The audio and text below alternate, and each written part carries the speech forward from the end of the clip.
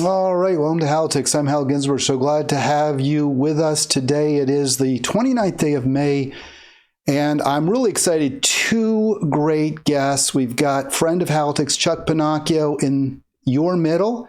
He's with Justice for All Global, often talks to us about healthcare. We'll talk to him about some healthcare developments. And we've also got Rob Kall, very prominent journalist, founder of opednews.com, and he's been really focused on the Powell memo and how the conservative movement, really the billionaire elites, I would say, have taken over our nation. Welcome, gentlemen. Rob, thank you so much. Let me start with you for being a first-time guest on Halitics. Hi, good to be here. And Chuck, you're here, obviously working with Rob. Tell us a little bit about your project.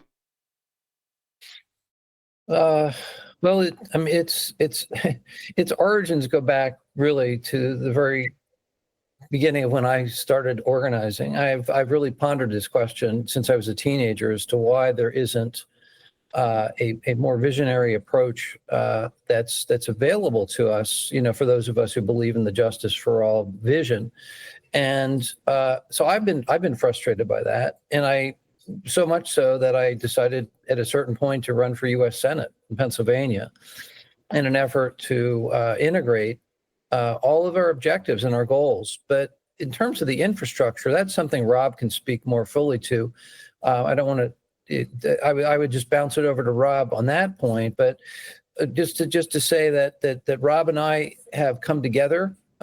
Really, the conversation really dates back about 5 years, and very intentionally from the beginning of the pandemic. I've spoken with dozens and dozens of organizers, including Rob, about how we need to be strategic. What does it mean to be strategic? What does it mean to pull all of the ingredients together to accomplish our justice goals in order to get our society back, in order to win what everybody deserves, which is a just world. Rob? Well, we were just talking off air before we started about the Powell memo. Rob, you brought that up, and that was kind of, I guess, the genesis of what we're seeing now, the fruits of a 50-year struggle to claw back power from from the working class, let's put it that way, working and middle classes. And you have a strategy to reverse that. Is that fair to say? Yes. And what are you looking to do? Well, if I could start by giving a little background on the Powell memo. Powell memo was commissioned by the U.S. Chamber of Commerce, a very right-wing group, in 1971. And what Powell put together was a memo that proposed the creation of an infrastructure and ecosystem of think tanks and advocacy organizations to develop policy and then promote it. Policy that would the key word was free enterprise, that would promote free enterprise and protect it from the evil liberals who had done things like create regulations to protect people from toxins and by pollution and by illegal activities. And the goal of the Powell memo was to decimate regulations, make a much friendlier environment for big corporations. And he considered a major part of that attacking the places where liberal ideas, progressive ideas developed, universities, churches, unions, what have you. And so the plan was knock them all down, destroy them. And you can see how clearly and obviously that's what's going on right now with Project 2025, which is what Bush and Elon Musk have been implementing. So over 20 years ago, I wrote that we needed to have an infrastructure and ecosystem like the right had that included think tanks, advocacy organizations to promote the ideas that came out of the think tanks, a pipeline to create people, to set up people who could speak to the issues on whether it would be on the media or who would be candidates for judges and as candidates of political office. And the right has had that since pretty much since 1971, when Pell put out that memo. And the left hasn't. Now, when I go and talk to Democrats about it, they say, oh, yeah, we definitely need that. But first, we have to take care of the next 2-year election. And that's what they've been doing for 50 years. And the result is, on the left, we're working with bows and arrows. And on the right, they're working with drones and nuclear weapons. And we're at such a huge disadvantage that it has to be done. And it's just insane that it hasn't been done.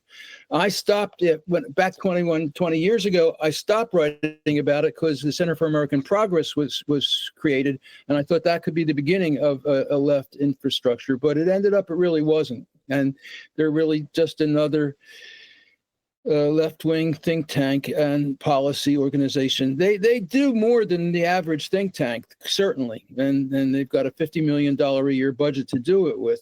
But it ended up, they never really put together the ecosystem, the infrastructure, the coalition that was needed to compete with what the right wing has. And that, I think, is really necessary. The left has a lot of organizations. There's a lot of money going to these organizations, but they're siloed.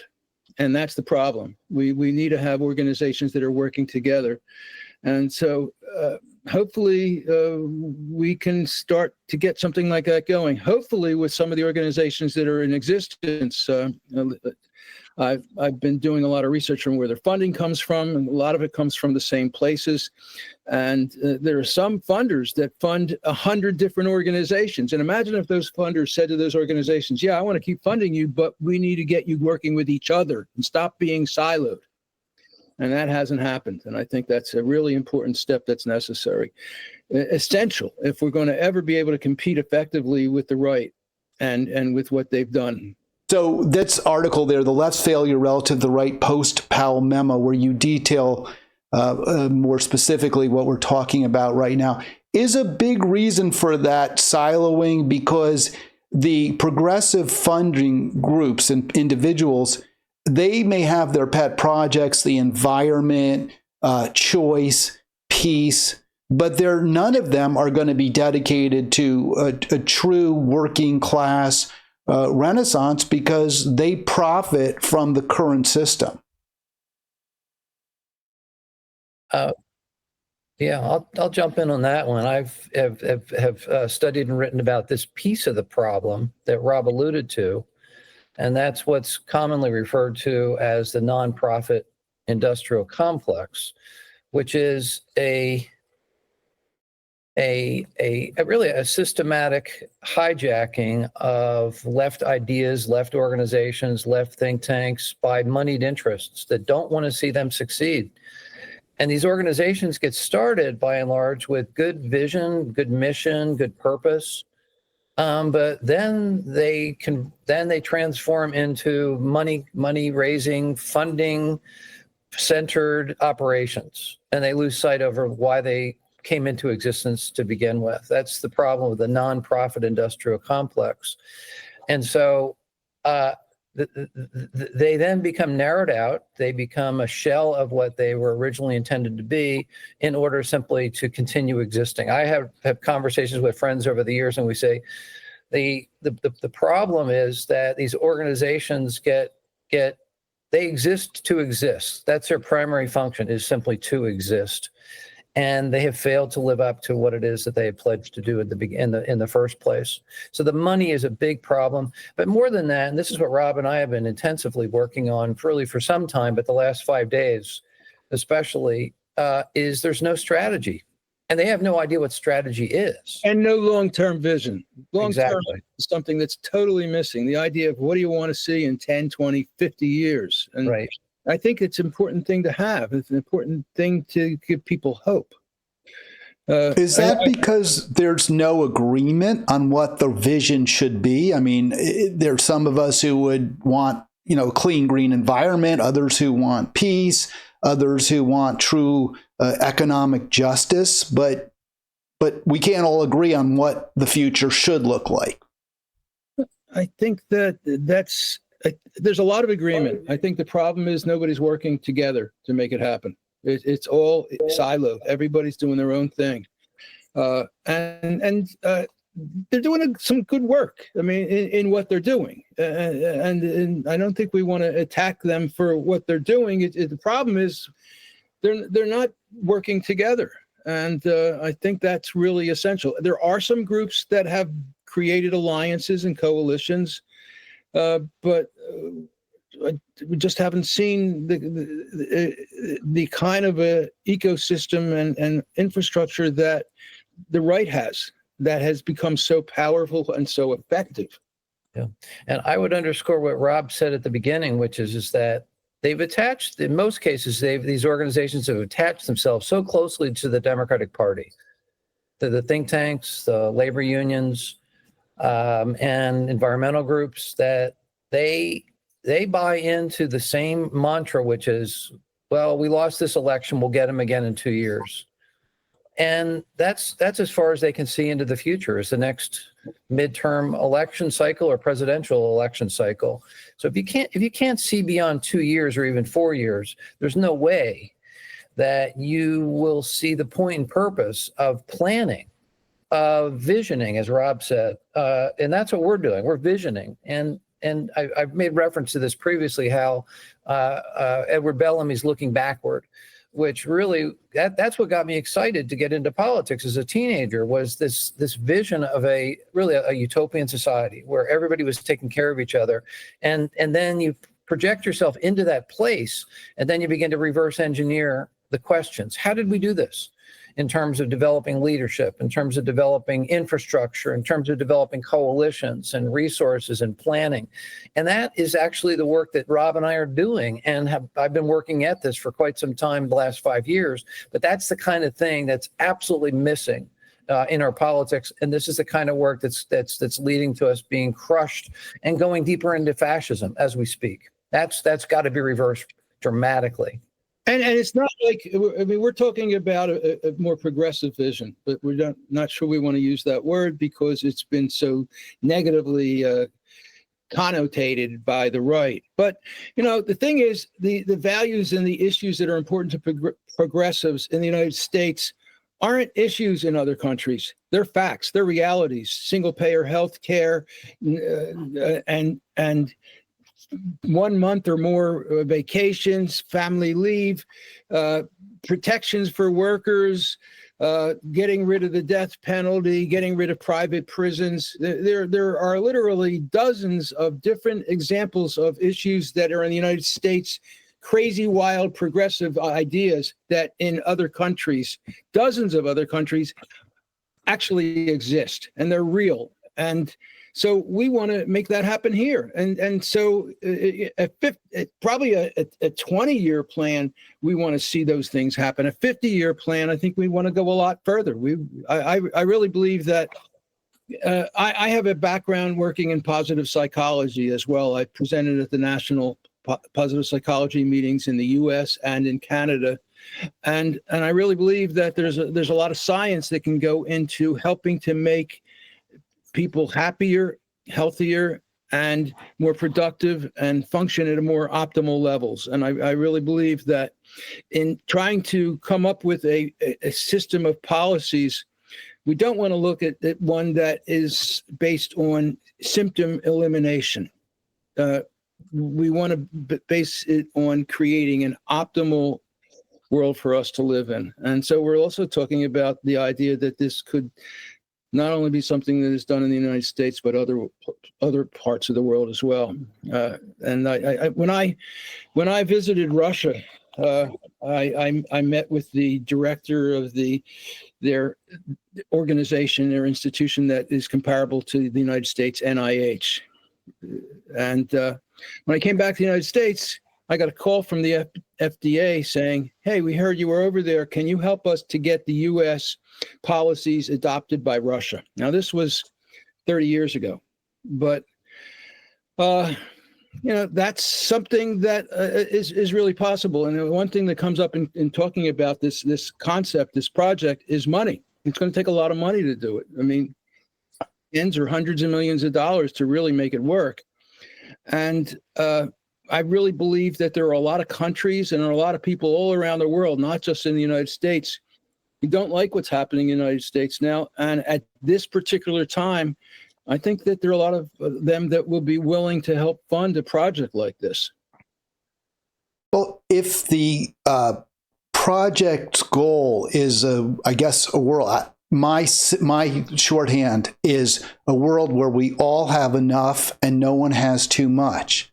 If that is the goal, how, and I'm assuming that because maybe that isn't, but if that is sort of the broad parameters of what you want and what I certainly want, how do you get people who have the money that could bring about this necessary change to fund such a world when they're the ones who have too much?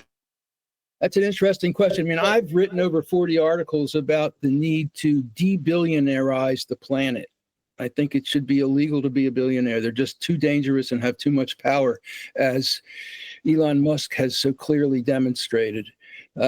So who knows if this is going to work, but hopefully there are people out there with money who will see that this is a better thing for the planet and for everybody, and who know that they really don't need all that money. I mean, Bill Gates is in the process of getting rid of a lot of his assets.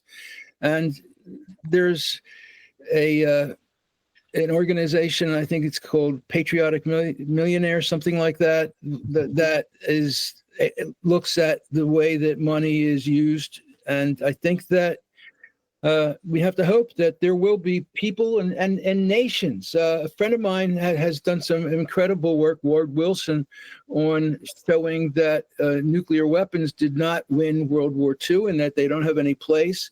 And he got serious funding from the Nobel organization. And I think that we can do this. Part of the challenge is us creating a credible proposal with credible sponsorship and support and endorsements, and we're working on that.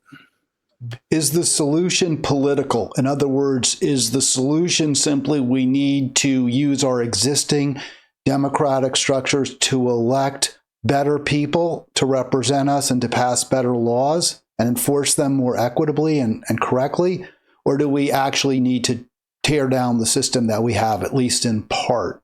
And well, I'll let you jump in first, Chuck, if you want to respond to that. Yeah, Rob, I think, put his finger on I think maybe a good way to frame this discussion is that what we're about is achieving systemic change, not symptomatic tinkering at the edges. So fundamentally, the political system is broken, and it's going to take dramatic change. It's not something that we can do at the margins, but it's more than politics. I mean, Rob mentioned psychology. It's about relationship building. It's about culture.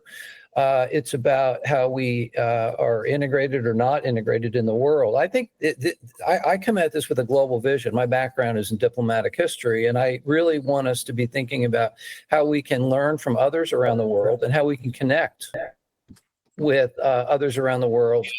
And to that point, I told Rob about this movie many of you folks have heard about, Michael Moore. So Where Do We Invade Next? Which is it's an ironic movie in the fact that most of the ideas that have been taken and elevated by other more advanced countries, many of them originated here in the United States, and yet we've turned our back on them. I mean, we actually had one of the leading prison system ideas for reducing recidivism and integrating people back into society, and we've just gone the opposite direction on that. Education, our education system used to be one of the most admired in the world, and look at what's happened to our education system. The EPA was actually created under Richard Nixon at a time when consciousness around ecology was on the rise.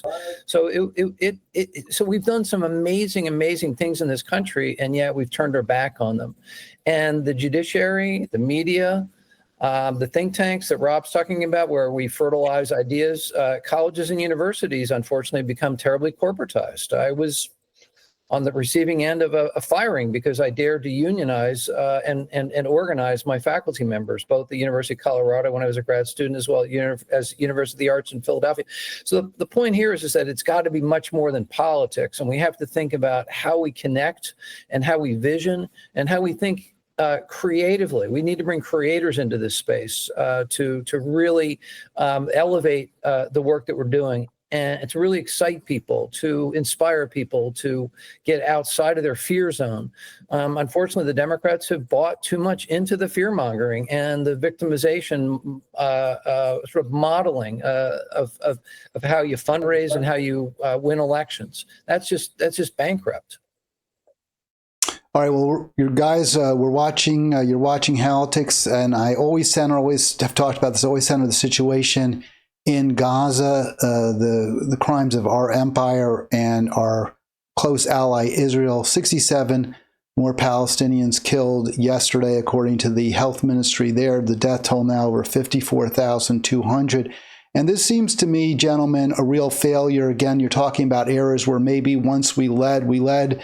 I think at least we like to think of ourselves as having led in terms of helping found the League of Nations and certainly the United Nations to promote peace. And yet now we're, as I think we've been famously called, maybe the greatest exporter of violence on the planet. So I assume this is also an area where you want to see us improve greatly. Anything you want to say on that, Rob? I know we talked about Gaza before we started the program, and you were saying you shared obviously my concerns about what the United States is promoting there.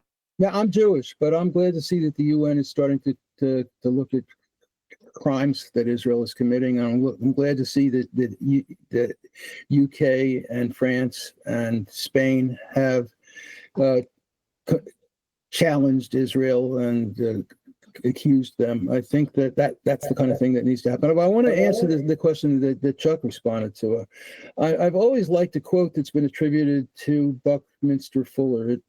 You never change things by fighting the existing reality. To change something, build a new model that makes the existing model obsolete. And I believe that we can do that. The left has resources and strengths that the right doesn't have. One of them is soft power. Soft power is, there are three kinds of power. There's hard power, which consists of the carrot and the stick. The stick is violence and combat and war. The carrot is money. And then there's soft power, which is attraction or seduction, where you attract people to support you by the things that you do that are good. By your arts, by your music, by your actors, by your directors, by your authors, by the good works that you do, like building hospitals and schools instead of bombing them. And I really believe that the left has an incredible wealth of those resources that we can tap to do things differently. I want to read just a couple words from my book, Bottom Up Revolution, to give you an idea of how to think about this.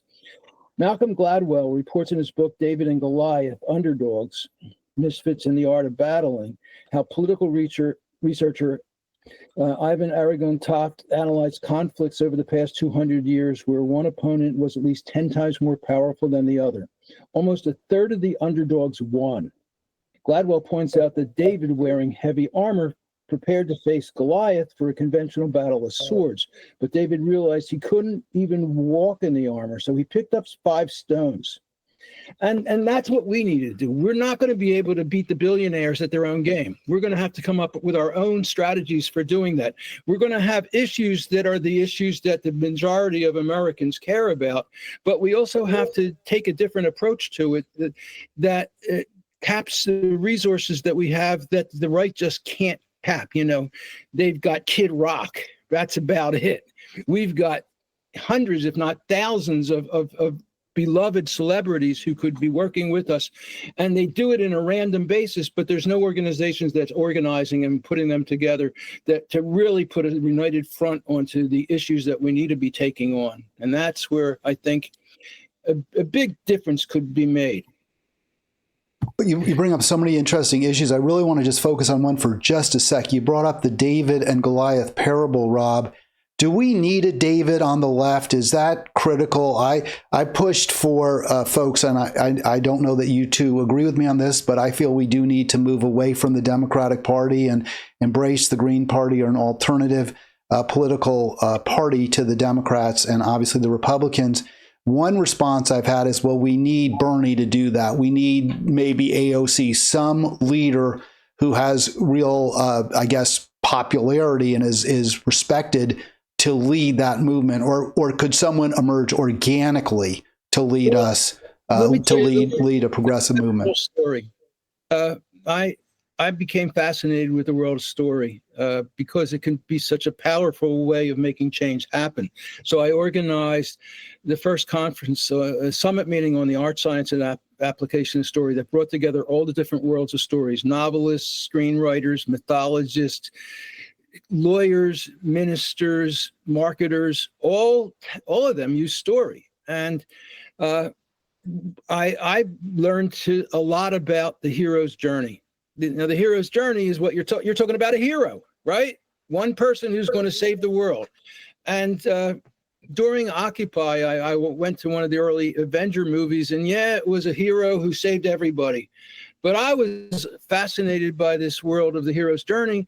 So I went to the guy who literally wrote the book on writing about the hero's journey, the author of The Writer's Journey, Chris Vogler. And I wrote to him, I wanted to interview him on my show about, can there be a hero's journey where it's the people that are the hero? And the first time I ever invited a guest who he responded with, yeah. He was so excited to talk about it. And he used the term collective hero.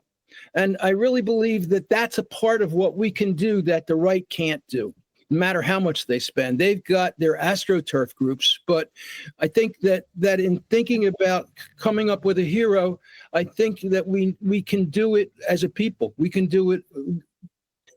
Heroes are great. Heroes are wonderful. Heroes are essential parts of every culture's mythology. But on the other hand, we have made accomplishments in this country that I think happened because of the people. You know, I've been doing a lot of AI research. It really makes it easy using apps to pull pieces together. And I know that a lot of people are uncomfortable with it, but I see it as a tool that it makes it easier to do research. And one of the things I looked up was the 50 of the most significant legislative victories in the United States since the beginning of the United States that would have been looked at as progressive victories. And it's things like giving people who are non-landowners the right to vote, you know, freeing the slaves, giving women the right to vote. We need to come up with a vision for the next 25, 50 years of 50 more new accomplishments that are as groundbreaking as those. And we don't have that. We have, well, let's do some little step that'll move us a little step further. And we got to go beyond the incremental vision to a big vision, big visions, really, lots of them. And I think that we can do that. And I think that it's the politicians that we have right now who are the leaders, they're not up to the job. Maybe a handful of them are, but most of them, you know, when I got into positive psychology, I decided that, you know, most of psychology before positive psychology was all about identifying symptoms and getting rid of the symptoms to treat the person so that they would be better. And I felt that the way that a positive psychology approach would be to take a person and let them function at their best.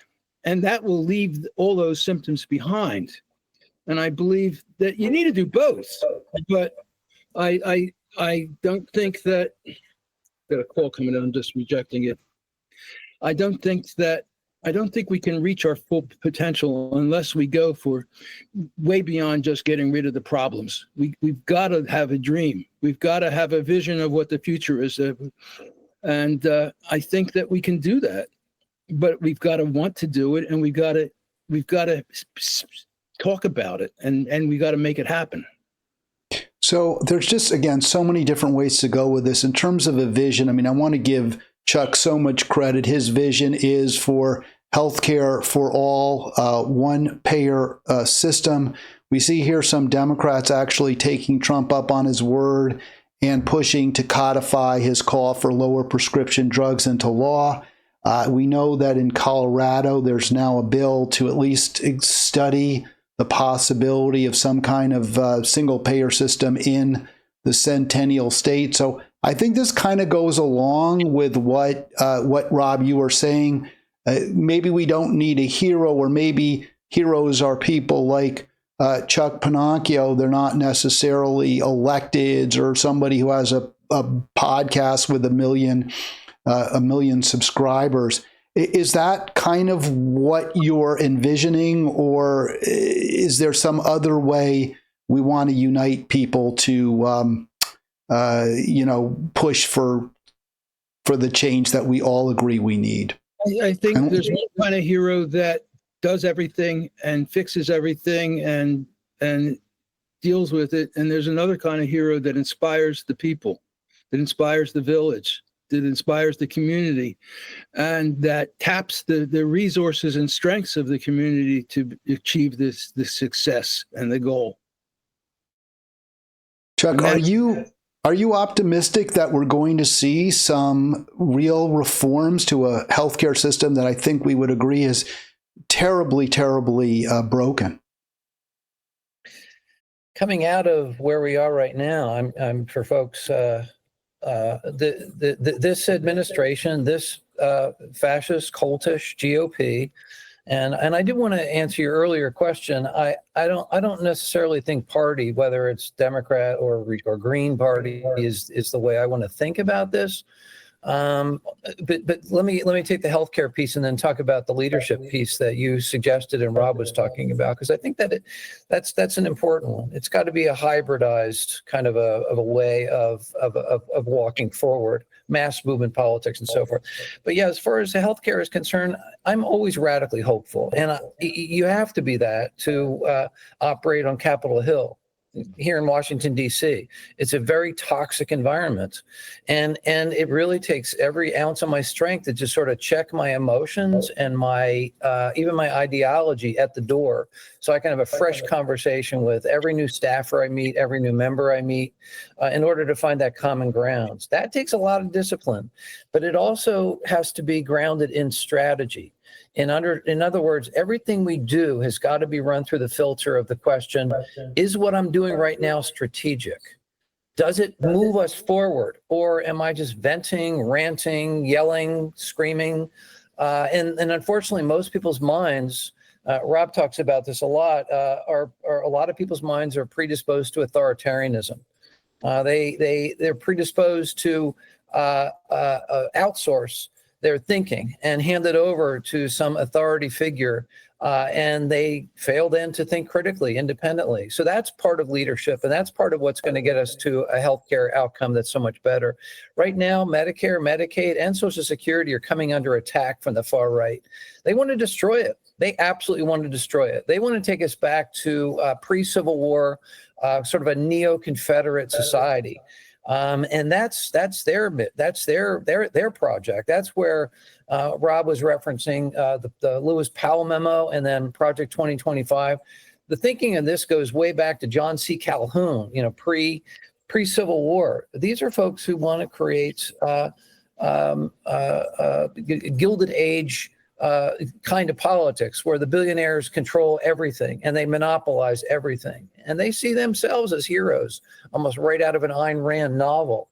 But as far as healthcare is concerned, I think once we get through this, and we have to see ourselves getting through this, so we have to focus on resistance for sure, but we also have to work on another track, which is building strategy, building relationships, visioning together, and getting people to step back from their daily habits, which, as Rob said, is rather incremental and focused on their organization. We've got to get people thinking big and operating big, and those are the people we're going to work with. Last thing I'll say is right now is that we see ourselves as building the train tracks and the train. That's what we're doing. We are building that. And once that train starts to pull out of the station, people are going to want to be on that train to progress. They're going to want to be on that train to a justice for all worlds. Go ahead, So, Rob. so there's a movie coming out in a couple of weeks called How to Train Your Dragon. It's a more lifelike version of a more animated one that came out before, and it's about this is a society that sees dragons as the enemy, and this kid discovers a dragon who he befriends and learns how to tame the dragon and to tame dragons. Maybe that's the way we need to be thinking about things. I don't think that the current Democratic leadership is ever going to pass single payer health care. It's not going to happen. So we can't depend on that kind of leadership. We have to, as part of this process, it can't just be, let's help the Democrats. It's got to be, let's help the Democrats become who they should be. And then maybe we can do what almost all of the other first world nations have, and that is to have a single payer healthcare system. Right. But at the same, right, along those same lines, we've got to create this mass movement. It's got to be a mass movement. I think we need to mobilize 7-8% of the population, a bigger number than probably has ever been organized before. And they need to be backed up by another, say, 10% of the population who provide solidarity, housing and support and transportation and what have you. We have to create the mass movement. The numbers are out there. Rob and I have looked at the numbers of the organizations. They've got the numbers. They just don't have the strategy.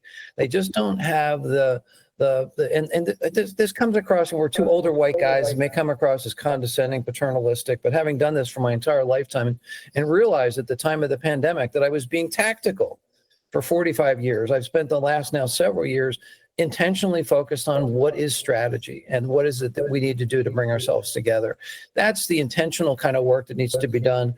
And I'm perfectly happy to step back and allow other more diverse voices forward. But we've got to be part of the mix here. We've got to share what it is that we've learned and what we've experienced, and to make sure that we get this right. Because there's not a lot of room for error right now, given where we are, how close we are potentially to nuclear war, climate, and other potential disasters. We've got to embrace this moment as an opportunity moment, and pivot from the crises that we're in and see this as a big opportunity. And that's the gratitude I feel toward Rob and our other strategy building partners, is that we're doing the work, and we need to wake up and make sure that we're not continually doing the same habits, as if politics as usual becomes the course of action for the vast majority of Democrats. The Republicans are just now following the leader. They're not even thinking for themselves, and they're taking not only the U.S. down, but they're taking down the world with it as well. We've got to see how we can reverse that. We have to see them falling on their own swords, their arrogance, their overreach, and I think that's one of the ways that we've got to really mock, and we've got to parody, and we've got to satirize. And we've really got to poke fun. I mean, that's the last thing a fascist likes, is to be made fun of. We do need to parody them. We need to make fun of them. We need to ridicule them. Let me jump in for a moment on strategy, because you mentioned we started out with the Powell memo, and that was clearly a strategy, how to take power back, bring money back into politics. That was a huge part of it with Buckley v. Vallejo and moving forward from that decision in '76. Powell is not generally considered, a super hard right justice like a Rehnquist. In fact, as I understand it, I could be wrong, Powell did vote, was one of the deciding votes in support of Roe v. Wade. On social issues, he was not a hard right guy. He was not a culture warrior. He was a corporatist. And have the left, let's say the progressive movement, lost the thread that it is ultimately economics that matter, the focus on cultural issues, excluding just a dead set, laser-like focus on making life a little easier for poor, struggling, working people should be our strategy, that we should always bring it back to bread and butter issues, paying the rent, having a job that leaves you enough at the end of each month to put just a little bit aside, having a secure retirement. Aren't those the issues that we should be centering every single moment, and the other issues, leave those to the side? No. They're Right, well, important. We need those, but they're not enough. When you look at the way you influence people, you don't do it by giving them facts. You don't say, these are the issues that are important and we're going to work on them. You give them stories. You give them narratives that touch their hearts. And that's the way you reach people. And I got that from George Lakoff, who wrote the book Don't Think of an Elephant, when I interviewed him. And it makes so much sense to me. And I've actually coached politicians who have won by helping them to identify stories in their lives that are examples of the issues that they're working on. So the issues are not enough. You can't just do it with issues. This is the way the Democrats think, and it's a failing way of doing it. You have to have the issues, but they're not enough. You've got to be able to reach people's hearts, because reaching their heads doesn't get them out to vote. It doesn't motivate them. And I think that is where the Republicans have been so profoundly effective. They're not just voting against Democrats because of whatever their issues are. They're voting against Democrats because Fox News and Epoch Times and their media ecosystem has villainized and demonized the left and Democrats, so that they're communists and they're evil and they're bad for America. And we have to turn that around, and we have to literally reverse those stories and then create our stories that make us the heroes and make our vision and our mission a heroic mission. Well, give us an example of that kind of a story then. Well, finding an individual who is suffering because of the policies of the right. Finding an individual who, when the legislation came through that changed to make things better for them, their life changed and changed miraculously, even, because the stories are out there. There's lots of those stories. But, is there a group or an organization collecting them? There are some, but we need even more of it, and it needs to be done on a more systematic basis.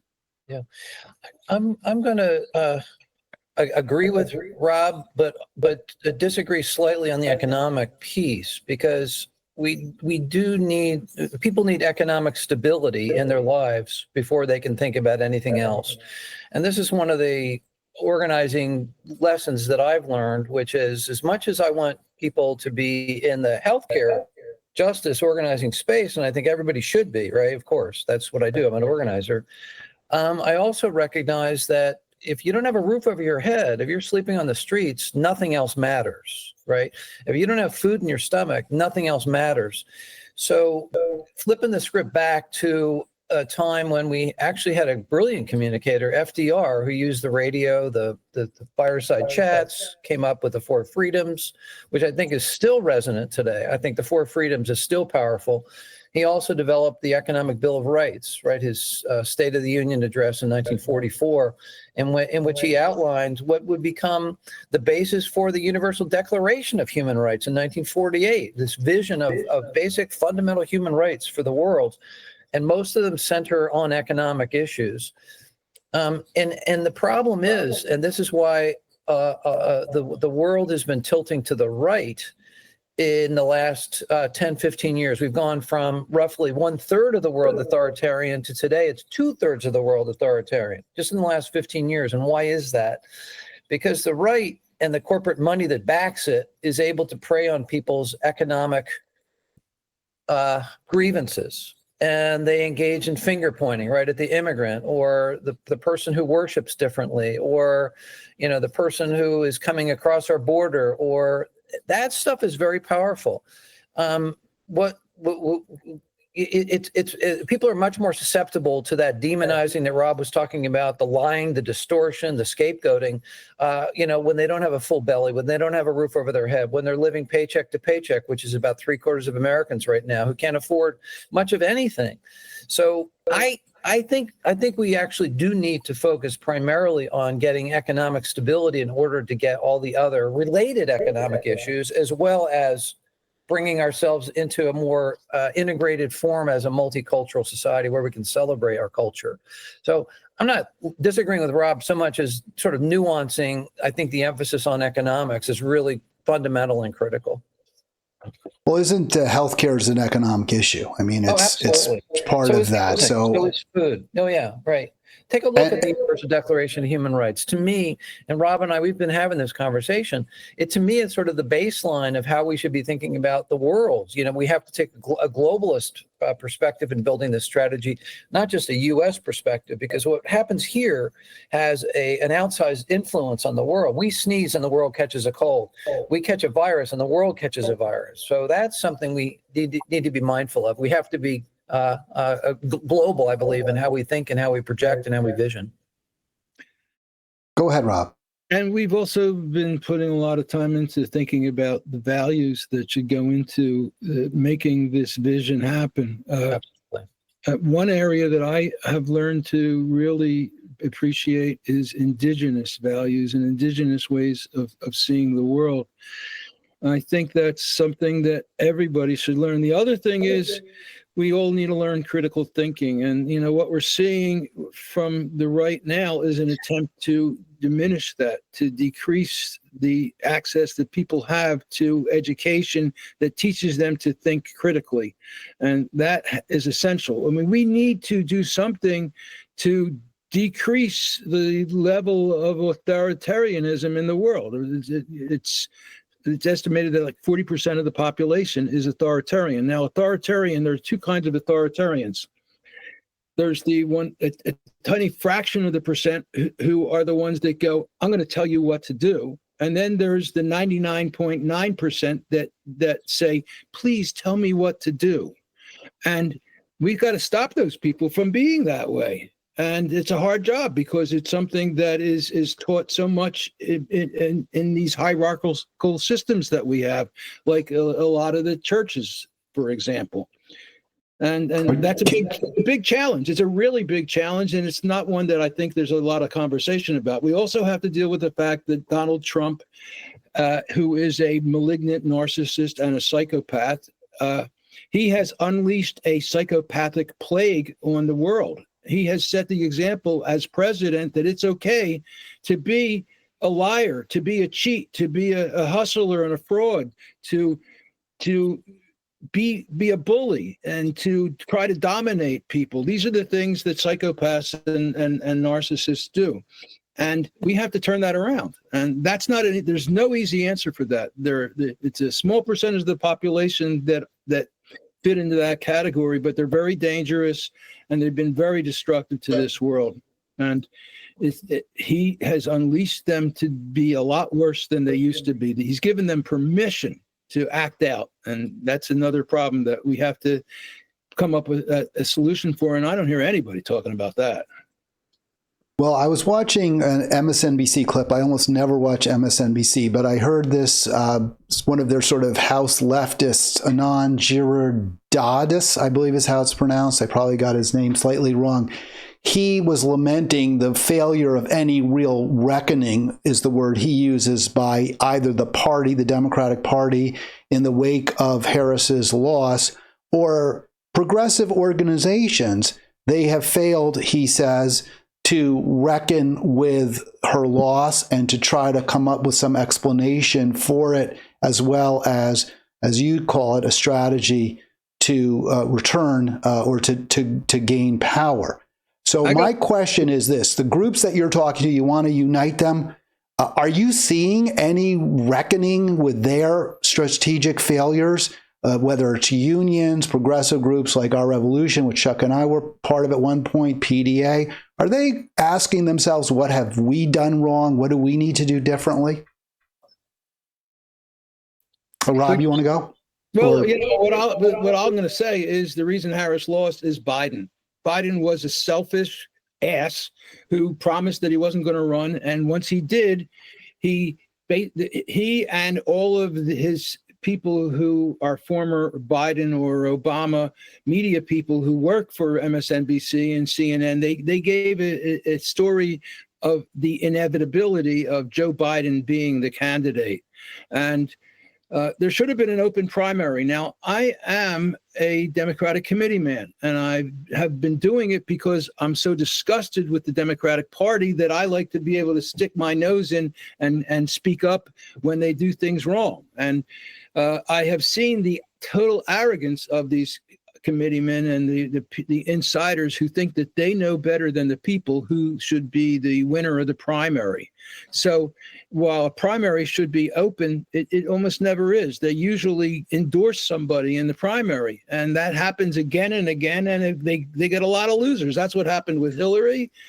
and Biden basically eliminated the idea of a last-minute primary by endorsing Harris, and that shouldn't have happened. I think that, and the Democratic leadership all went along with it. I think that it was a massive failure of the Democratic Party leadership, and they should all resign. Frankly, they did it. They gave us Trump.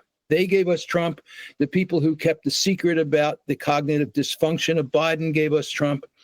The answers are pretty obvious of why Trump won and we lost, really. Well, that's assuming Trump actually won. And there is a debate.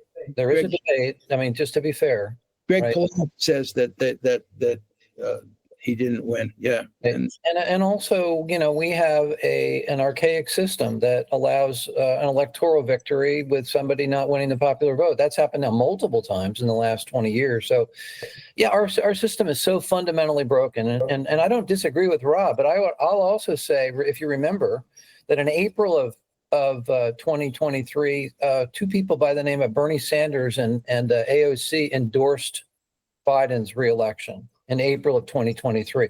So progressive hands are not clean in this either. And Bernie is an independent, right? He ran as a Democrat. But I only say this because I think that there's a lot more to that reckoning. I think probably Rob has his finger on the number one reason, but there are other things and other issues that need to be unpacked here and really understood.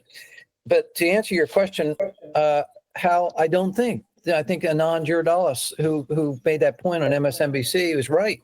That reckoning is not happening in the nonprofit political world. It's not happening in the Democratic Party.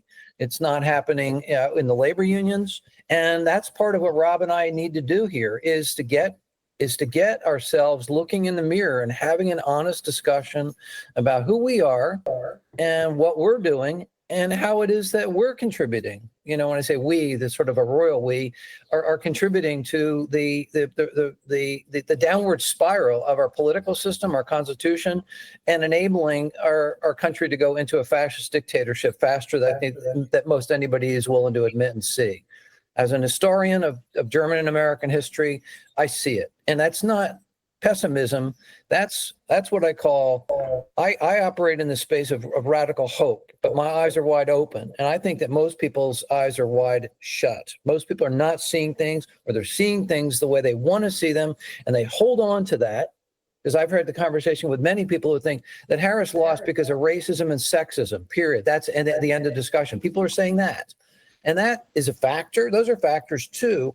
But that this is the sort of silliness that happens when you don't have an intentional, meaningful, deep reckoning, and that begins with self-awareness. That begins with recognizing what you are doing and what your organization is doing that needs to be improved upon. And as Rob said, get out of your silos, connect, have real conversations, build real relationships, actually think about this work strategically, have that vision, because most of them are stuck, as we've been saying here, in this 2-year election cycle mentality. And so long as that continues, we're going nowhere. All right, guys, before we move on to a different topic, I want to share this thumbnail that I used for my program yesterday. It's actually not on YouTube. It is on Facebook. And this explains why I think there's no reckoning. This is going to be somewhat controversial, maybe for you, but maybe not.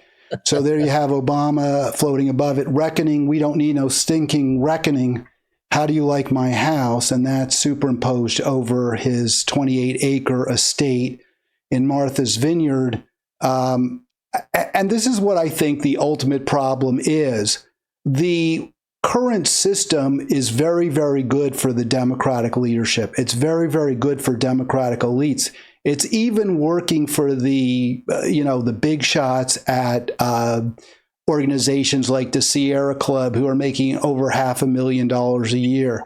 They aren't going to want to reckon with the economic injustice that has led to so many people leaving the Democratic Party, especially working people, including Latino men and some African American men.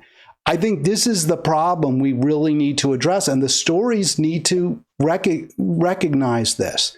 And I'd like your both of your responses to that. Rob, go ahead. Well, I think the problem is that I don't think that the Democratic leadership can select a winning candidate. I think they're the problem. I think that they have to trust the people, and they have to have really open elections that allow real legitimate primaries, which we haven't had in a while. In 2016, Obama played a major role in getting Hillary on the ticket. On 2020, he played a major role. I really think that when Harris dropped out, it was because Obama promised her the vice presidency. And I think that Obama was there talking all these other candidates into dropping out as well. And we can't have that. You've got these major players putting their thumbs on the scales of primaries. What we need is more people like David Hogg, who the DNC is trying to get rid of now, because he's speaking up and saying we got to primary people. I think we need to primary every single candidate, every incumbent. And yet, just a few years ago, the person who was in charge of getting Democrats elected basically put out an edict saying that any organization that helped a candidate who was primarying an incumbent would be blacklisted. This is the exact opposite of what we need, and we got to get rid of that way of thinking. I also think that every single president should be investigated after the presidency is over, and it should be a law, and it should be required of every single one that the next president can't influence the investigation, and every president should know that they're going to be investigated. That could make a big difference in things. Go ahead, Chuck, and then I want to ask Rob about the dangers of journalism in today's world. But Chuck, you wanted to respond also, I think, to the issue of corruption in the Democratic Party. Yeah, it's bad, to be sure. The rule by gerontocracy is not moving us forward. That's for certain. We've lost 3 members who've died, 3 Democrats, since Trump was inaugurated.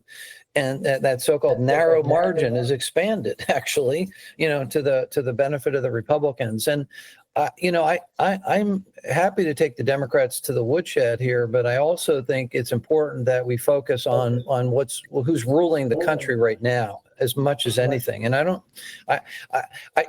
think this has got to be the focus. There needs to be the reckoning, to be sure, and that's part of the strategy. Again, self-awareness, relationship building, connecting, and so forth.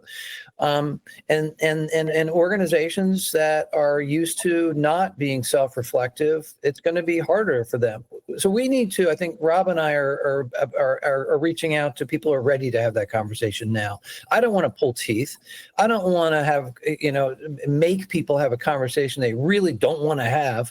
I think that, as we've been saying, we need to build a model. We need to build the new paradigm, and we need to use shame to get people to change their behavior, whatever tools are necessary. But I want to work with people who have that open mind and are willing to have that conversation, are willing to be strategic, truly intentionally so. And then I think that's the pathway forward. We've got to be just continue to do this work that we're doing and continue to reach out and get people who are ready to have the conversation moving forward with us. Yeah, I've really, really enjoyed this conversation, learned a lot. I greatly appreciate both of you coming on for this hour. Did you want to add on to that, Rob? And then I do, even though it's a little bit past 1, if we can, I just do want to ask you about the dangers of journalism in today's world, since you are a journalist. I think Chuck summed it all up in terms of the dangers of journalism. I think that anybody who's going to put out anything critical of Trump is putting themselves at risk. Trump has shown very clearly that he's going after people, and it's a risk that we're going to have to take.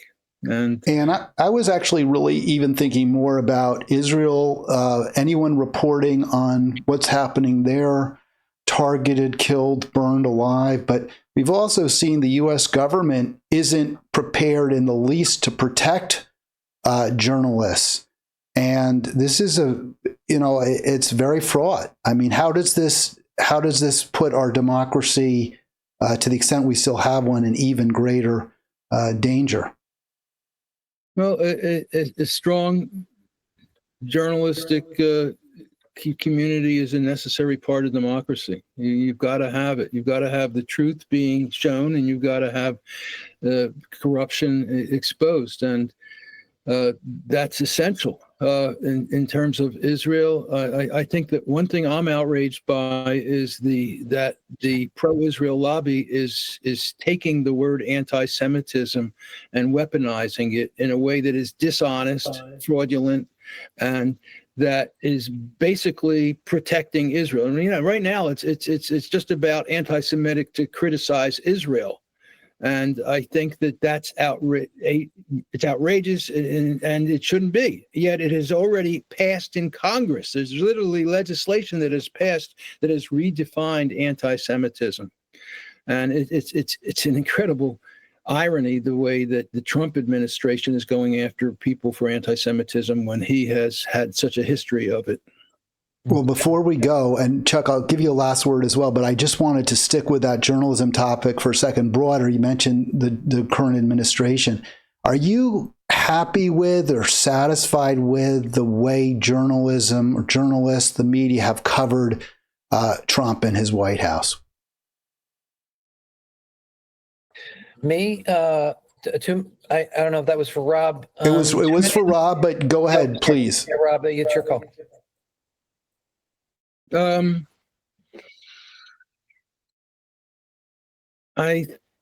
mean, there are some they're taking him on.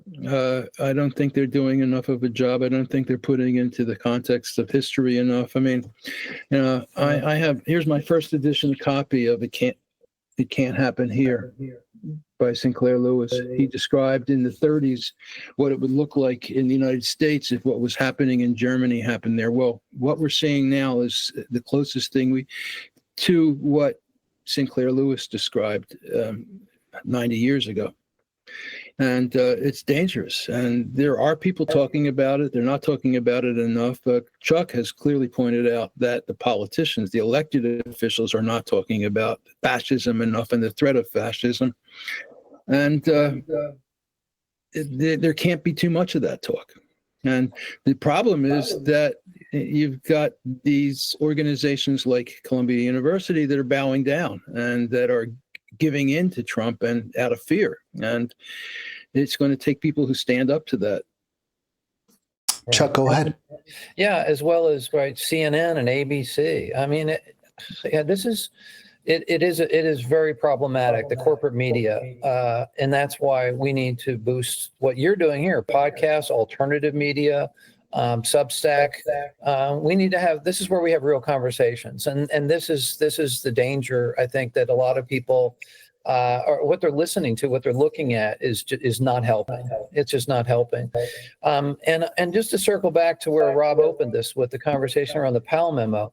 I hope people will download that and take a look at the Powell memo and just see how central the attack on higher education, our education system, K through PhD, is central to that document, this war on education, war on educational institutions. And we're seeing that happening in real time right now. This war, I mean, Trump is taking it a notch higher every day with Harvard University, just as an example. He's trying to make an example of Harvard and trying to keep foreign students from coming into this country. This is outrageous. And we're also experiencing a major brain drain. A lot of foreign nationals have come here and are part of our science community. They're being kicked out of the country. This is what fascism looks like.